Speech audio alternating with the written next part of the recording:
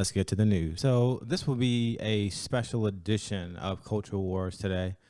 Given that the midterms are this Tuesday, November the 8th, I think it's important to focus on that for today instead of on a general roundup. I really wanted to focus on kind of the shifting sands a little bit. So, the big development over the past kind of week or so is that the Republicans are now favored to win both the House and the Senate. And it's looking really good from even a governor standpoint. So, here we have from 538, which tends to be more left leaning in general, 83% chance of GOP winning the House, and then a 55% chance, let's say, of them winning the Senate. And then it's looking pretty good even on the kind of the governor map here in terms of GOP kind of winning in those races. So I kind of wanted to kind of throw back a little bit. It's been a heck of a year. First year of me doing this podcast, and then, kind of a major year just politically as well. It even feels in some ways, more crazy and contentious than even 2020. And I'm actually reminded, believe it or not, just thinking about this past year and kind of where we are as a country right now and the culture and everything, of the sad story of the Uchiha clan from Naruto.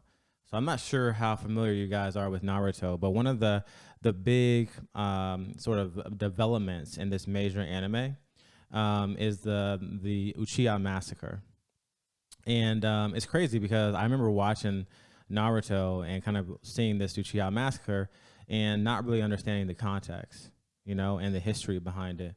But it's actually really fascinating. And I think there are some actual parallels between what happened then and what I'm seeing right now in terms of the culture war. So let's just kind of recap some of the original, let's say, parallels. So first thing, right? So in Konoha, one of the original things that's really problematic is that even in the founding, right, there's an original grievance, which is that the Uchiha clan was basically prevented from participating in political life, right? And so, the second Hokage, he created the police force in Konoha, and then he gave the Uchiha the right to self-govern. And even though that sounds like a pretty good thing, it actually, in a very real way, ostracized the Uchiha clan from the rest of the village, right? And so it says down here, the Uchiha were excluded from any politics involving the village hidden in the leaves, or Konoha. And this is actually, you might say, like the original grievance or the original sin, because from the beginning, the Uchiha were viewed with suspicion and excluded from political life. And if you compare this to what the left is saying nowadays, they say things around America is, foundationally racist, sexist, misogynist, bigoted against women and gays, etc. In their mind, the country solely exists and has solely existed, for the benefit of heterosexual white male Christians. And so there's this sort of parallel of kind of original grievance or original sin. In Konoha's case, it was really the exclusion of the Uchiha from the political life. And then the second parallel is really there was a crisis over the Hokage. So we can actually parallel this with 2020 and the election of Joe Biden, right? So after the third great ninja war, a lot of people died. They were like, okay, who's going to lead the clan? And the people basically said, you know what? Minato, who's Naruto's dad, he gets proposed for the position. And then they even nominate Orochimaru, who's a pretty shady character. And they specifically do not name Fugaku as a potential Hokage to take over. And this is seen as a slight by the Uchiha clan. They're pissed. They're like, why should the fourth be Minato?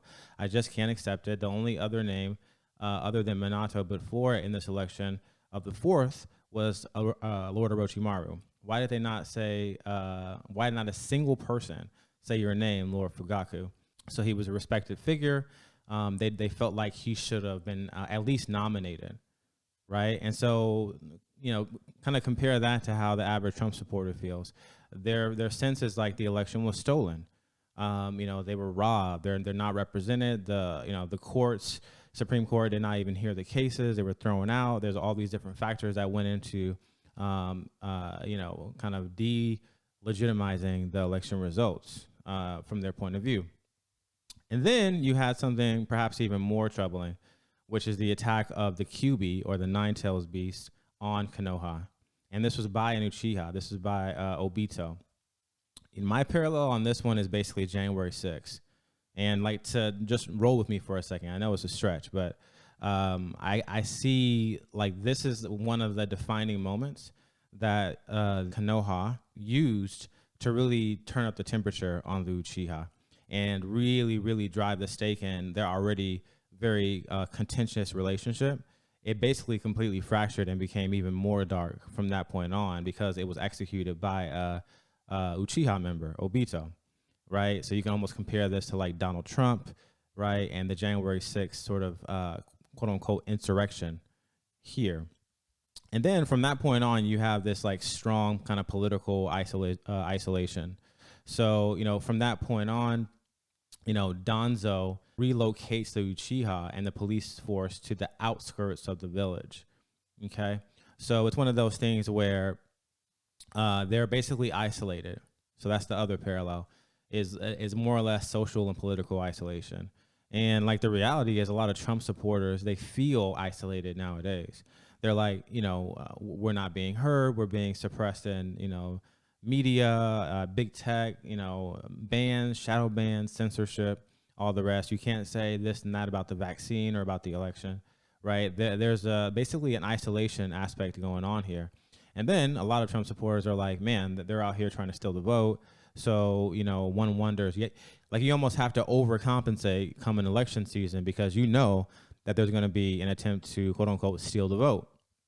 So this is all just creating just isolation on the part of the Uchiha, and this is executed by Danzo under the pretense to monitor the Uchiha, who he views as a threat to the village.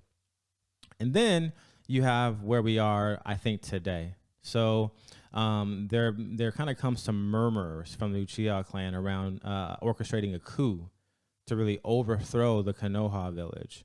And so there's a lot of planning going into it.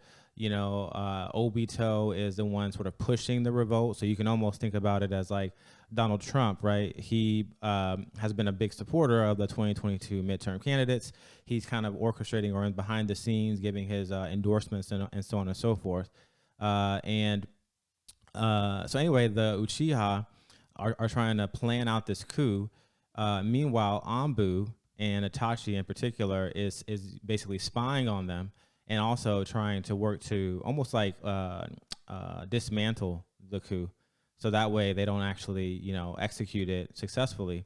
Eventually, long story short, is they're like, you know what, we probably can't actually stop this.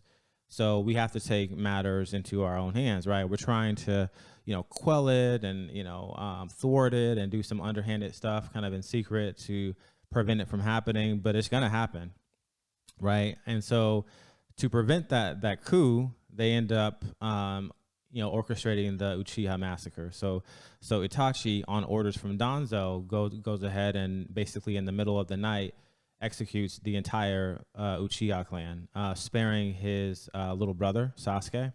And I think he actually joined forces with Madara, of all people, who helped found the village in order to actually orchestrate that. So very sad story here, and it feels a lot like where we are today. Like the left basically views this midterm election as sort of a second coup, right? The first coup was the QB attacking Konoha, right? That was their 9/11 moment. That was their declaration of war. Domestic terrorists, white supremacists, all the rest. And this midterm, they view this as the second coup, right? If things do not go their way, what they've been saying this entire time is our democracy is at stake, right? And the Republicans are, every bad thing that you can imagine, including, Russian bots, Russian operatives.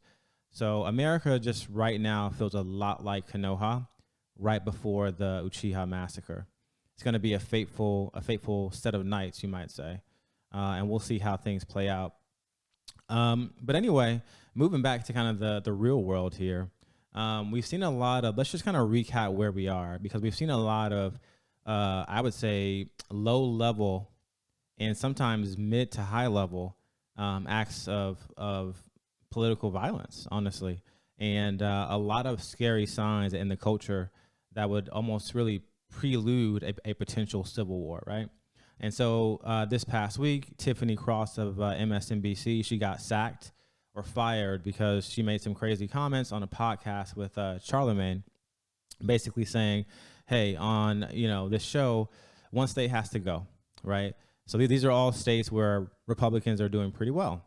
So you have Florida in the background, Arizona, Georgia, and Pennsylvania." And she basically says, "Let's castrate Florida. Here's the problem: Ron DeStupid, Ron DeSantis, whatever you want to call Florida man, he is so problematic. He traffics in stupidity and ignorance. He is a problem for the rest of the country."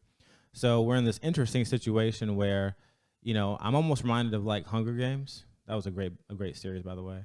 But anyway, like you have the members of the Capitol, right? The laptop class, the rich elite, the talking heads, the pundits, who just kind of just jibber jabber, and they're pretty disgusting. They look down on the plebs. They sit from their ivory towers from on high, and they basically just eat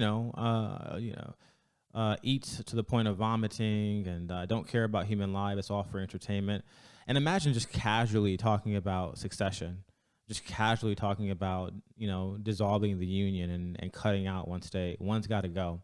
And she chooses Florida, as a form of castration, given all the impetus around Ron DeSantis. So I guess this was, one in a long line. I mean, she's been the head kind of racist, crazy person over at MSNBC. This was enough for NBC to even pull the plug on her, right? So that happened.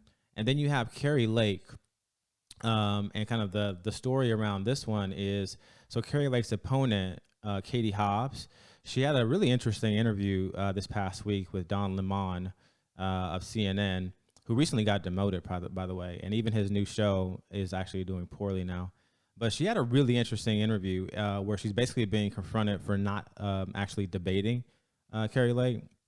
And she makes a really eerie statement, in my opinion. Again, this reminds me of that sort of moonlight picture, if you would, of Itachi standing on top of the pole. So Katie makes a really interesting statement. She says, "We're 6 days out from the election, and our campaign strategy is our campaign strategy. So we're moving forward. I'm continuing to make my case to voters in Arizona. Whether or not we debate in this race is not going to decide this election." What a weird thing to say. Like, who makes definitive statements like that? Whether or not we debate in this race is not going to decide this election.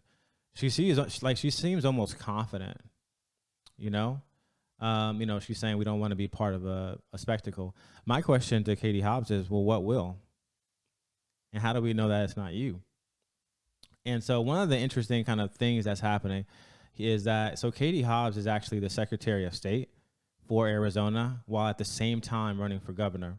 Okay. So what is the Secretary of State responsible for? She's responsible for oversight over the elections. And specifically, it says that she's responsible for canvassing and certifying the results. So here's the line. The Secretary of State's office does not conduct elections. Each of Arizona's 15 counties conduct their own elections and submit the results to the Secretary of State. But Katie Hobbs' office is tasked with canvassing or counting and certifying the results that each county submits. That role could become highly fraught if it's a close election, particularly one in which a recount may be required. So even Democrats have asked her to recuse herself, and she's refused since like July of last year. So very, very weird. And then there was this incident not too long ago in October in which 6,000 voters basically got the wrong ballot. The ballot was federal only. It excluded state officials, which is interesting, right? Because she's running as a state official. It was federal only, right? And so according to Katie Hobbs, this got corrected. But it's just very strange that, like less than a month before the election, she would have this massive 6,000 voter error, which she claims is now rectified. But she, as Secretary of State and governor candidate, I mean, she should have recused herself a long time ago. and we'll see if any other oopsies happen or are caught, I should say, in the days and weeks to come. And it's been a very nasty campaign out in Arizona, right? So there was a time not too long ago now where Katie Hobbs basically accused Carrie Lake of, let's say, inciting someone to go and break into her her campaign office. And it turns out that was false, and it was actually an illegal immigrant who was wanted by ICE. And then you have some other crazy stuff that happened in Arizona, which is that there were ballot watchers, right? So there was this 2000 Mules documentary by Dinesh D'Souza that came out that basically said, there's a lot of mules who are engaging in, illegal sort of election ballot drops. And so that actually prompted some, Republicans to basically just watch the ballots.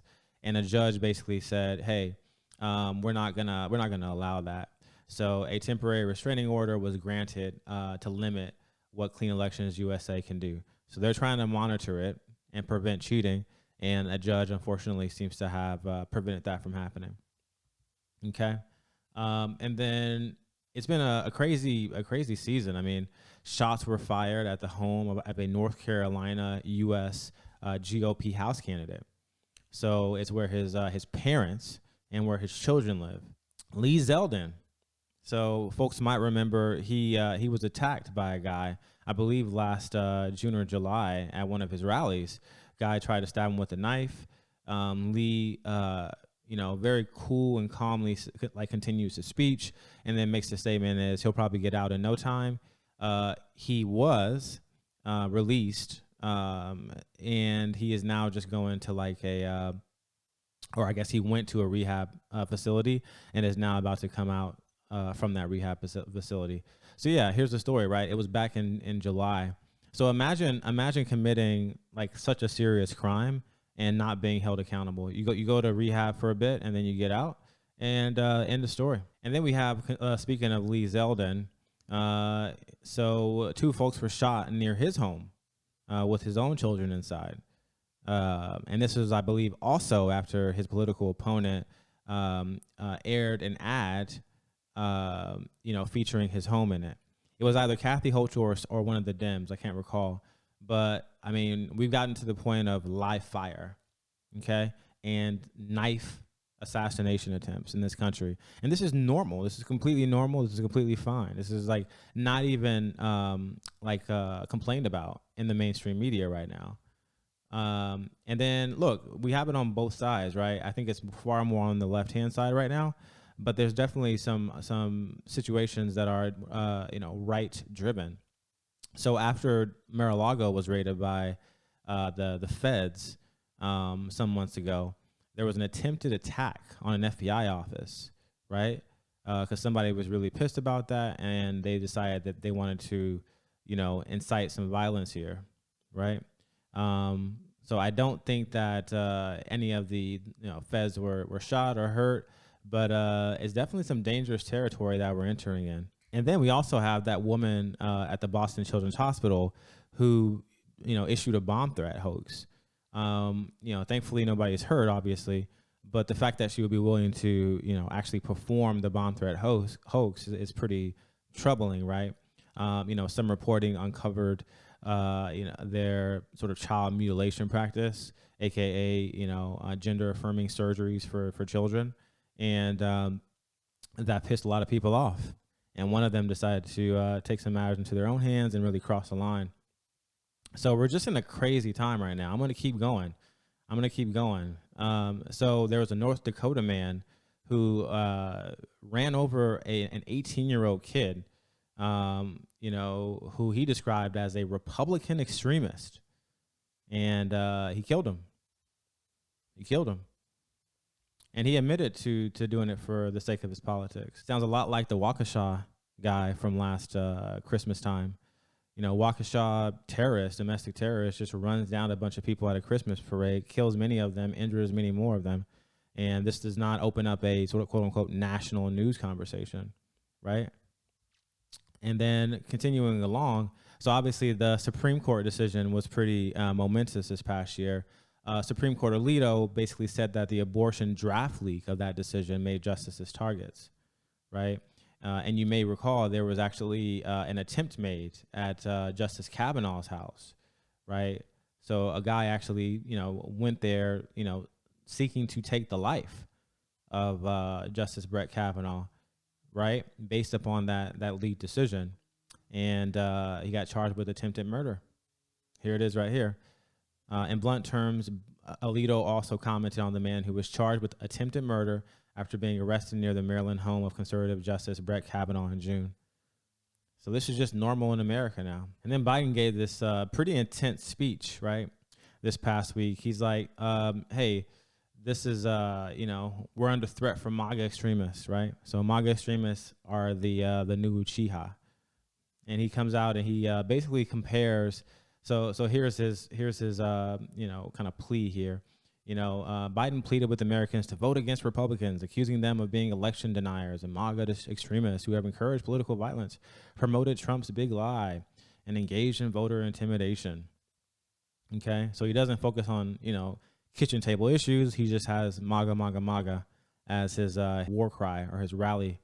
And it's very interesting because he actually makes a reference to like the hammer incident with Paul Pelosi. And it's kind of weird because like he's basically lying, right? So here's the situation here. I know I can find it. Oh yeah, here it is. He says, we don't settle our differences in America with a riot, a mob, or a bullet, or a hammer. We settle them peacefully at the ballot box. I guess a Freudian slip here, battle box, but then he goes to ballot box. But this is a complete lie. So I think I covered in my story last week, like the hammer guy was not a MAGA Republican. This is totally wrong. This is, or at least extremely unlikely based upon the news reporting, right? He was a Green Party guy. He was a lefty. He was a BLM guy. He was a LGBTQIA guy. He was a nudist. He was like making hemp necklaces. He was like hippie style. He was out here doing all this crazy stuff with kids. Like he was very much on the lefty kind of train here. And yet they're saying, oh, that's basically MAGA Republicanism. This is incitement. This is making the temperature of the country way, way more dangerous than it needs to be. And then Biden's chief of staff, he came out shamelessly this past week and basically commented on the speech. And he's like, look, this is the final warning, right? Biden decided a few days ago that it was important to issue a final warning on this issue, right? One final warning about what? To whom? The American people? So we're in some crazy perilous times right now. So at what point do we just officially call it a civil war? I mean, at very minimum, we have to say it's a culture war. Do we not? So what is the messaging for Dems in 2022? What is their actual message here? My take is it's nothing but self-contradictions filled with hatred and paranoia. So let's just walk through some of their recent messaging. Let's say if you were to say actions speak louder than words. So Lee Zeldin, who's doing really well in New York, by the way, he basically is getting some really good support, and some protesters, right, of Kathy Hochul, they came out with their signs, to a Hochul rally, and they got into a bit of a tussle with some Hochul supporters out there. And what's crazy is that one of the supporters almost choked out the Lee Zeldin person. So this older white male right here, he's a Kathy Hochul guy or supporter. And this younger black woman with colored hair, multicolored hair, looks like, she got choked out by this guy. So what's the messaging here? We, the Democrats, love diversity and inclusion, but will allow a black woman to be choked out by a white man if they disagree with us. So she looks terrified. They're out here yelling. Looks like there's a second black woman here as well. Again, colored hair. 10 years ago, back in my day, like the girl in the black sweater would be the lefty. She looks more like your stereotypical lefty. and then the white man would be considered to be, racist white guy, like a Republican guy. And now racism has taken on some new forms, right? In 2022, we live in very different times now. And so just crazy, right? Physical violence. Had this gone on longer or nobody was there to kind of support, this could have got real ugly. Not just a tussle, but very, very serious. Think about it. If this is happening before an election, how bad is it going to get after the election? Right? How bad is it going to get, really? This is happening before the election. Let's go to Exhibit B here. So Exhibit B is, look, Republicans allegedly want to stop black people from voting, despite record black turnout in Georgia. Record. Okay. You got about 836,000 Georgians who cast their ballot in the 2022 election so far. That's in early voting.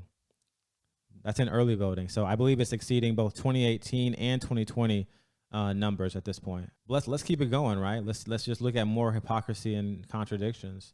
So here's a third one, right? So the lie here is that Republicans want to arrest and possibly kill children, but they're the ones. These lefties are actually the ones butchering them and aborting them. So there was an NBC sort of historian, Michael Beschloss. So he went off on the TV this past week, and he was reacting to Joe Biden's speech, and he was basically saying, look, MAGA Republicans are a threat to democracy. If these so-called GOP election deniers are successful in next week's midterms, our children will be arrested and conceivably killed. So that's this guy. And he's a historian, presidential historian, credentialed individual, white collar individual. So crazy times that we're living in right now. What would a person do, right? If I'm a lefty and I believe this is true, oh man, if we lose the midterms, this is what's going to happen. What do you think that does to people? Like, what would be a justified act if you accepted this statement as being true? Why should this person not get canned? Just like the woman from MSNBC. These people are nuts. But this is mainstream thinking. And I'll give you one more kind of nutso exhibit. So you have this woman, Sunny Hostin from The View. She basically compared suburban women who are backing the GOP to roaches voting for Raid. Not kidding. I heard a poll yesterday showing that suburban women are now going to vote Republican, Hostin said during Thursday's episode of The View. It's almost like roaches voting for Raid, she said, in reference to the popular pest repellent. And then the one conservative on the panel of The View responded to that and was like, that's not right. People have the right to vote, for their own interests. So, yeah, this is insulting to the voter. So this is normal, right? This is commonplace. I'm actually reminded of Rwanda. You might recall the Rwanda genocide. The Hutus and the Tutsis. For a long time leading up to the massacre, people would go on the radio and they would say, the opposition are cockroaches. They're cockroaches. They're coming for your children. They're coming for your livelihoods.